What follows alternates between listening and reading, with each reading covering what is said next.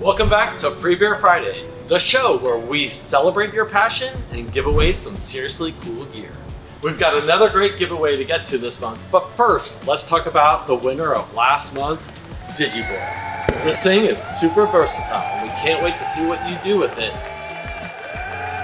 Well, please let us know, are you going to sous vide? Are you going to make some candles? Or are you going to homebrew with this thing? We gotta know. This month, we got a super cool prize to give away. It's the very exciting Cryo Hops. That's right, one lucky brewer will win a year worth of Cryo Hops. And because we love spreading the cryo word and hops, we are giving away 1 pound to 5 lucky homebrewers. So this month, there are 6 chances to win.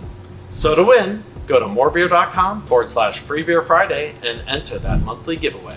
And while you're there, check out any deals we might have going on. Hint, hint, there should be a lot this month. Have you used Cryo Hops yet? Let us know. Post it down in the comments. If you won, what would you brew? And speaking of comments, here are last month's winner, A and B.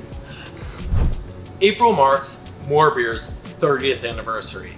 And honestly, it's not about us, it's about you, our incredible customers. We would not be here without you.